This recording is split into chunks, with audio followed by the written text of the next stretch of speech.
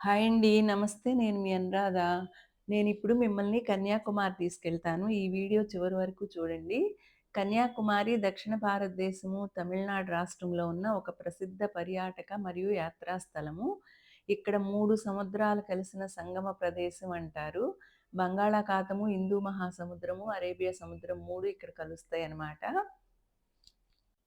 ఈ సముద్ర తీరంలో ఉన్న ప్రాచీన ఆలయము భగవతి అమ్మన్ ఆలయము.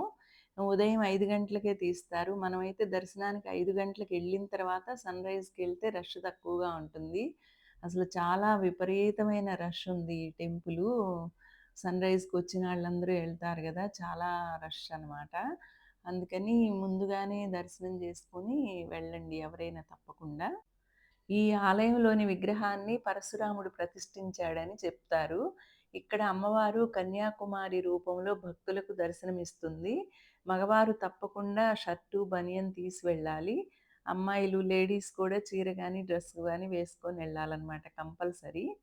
ఇక్కడ ఆలయ చరిత్ర ఏంటంటే, పురాణ కథనం ప్రకారం కుమారి అయిన కన్యాకుమారి పరమశివుడిని వివాహం చేసుకునేందుకు సిద్ధపడిందట.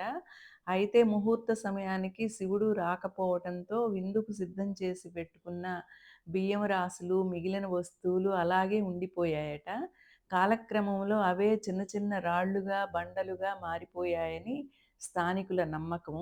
అందుకే ఇప్పటికీ కన్యాకుమారి సముద్రం ఒడ్డున బియ్యాన్ని పోలిన సన్నటి రాళ్ళు కనిపిస్తూ ఉంటాయని అక్కడ వారు చెప్తా ఉన్నారు. ఇది భారత ద్వీపకల్పానికి దక్షిణ దిక్కున ఉన్న చివరి ప్రదేశము. ఇక్కడ కనిపిస్తా ఉన్నది మహాత్మా గాంధీ మండపం అనమాట. మహాత్మా గాంధీ బూడిదని గూడా ఇది ఉంచిన ప్రదేశం అట. ఇక్కడ వివేకానంద రాక్ మెమోరియల్ సముద్రం మధ్యలో ఉన్న ఒక రాయిపై నిర్మించిన స్మారక చిహ్నము. 113 అడుగుల ఎత్తైన భారీ విగ్రహం అనమాట. ఇది చూడటానికి చాలా అద్భుతంగా ఉంటది.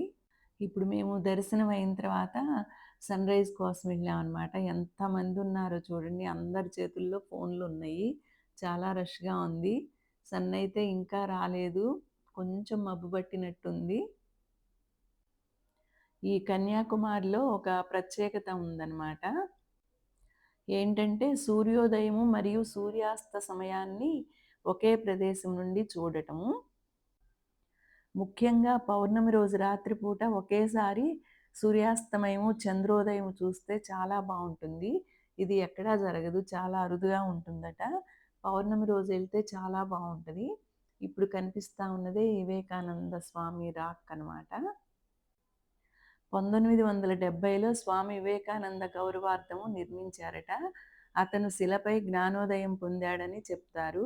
ప్రపంచానికి వేదాంతము, యోగా, భారతీయ తత్వాలను పరిచయం చేయటంలో ముఖ్య పాత్ర పోషించిన ప్రఖ్యాత భారతీయ తత్వవేత్త, ఆధ్యాత్మిక గురువు స్వామి వివేకానంద.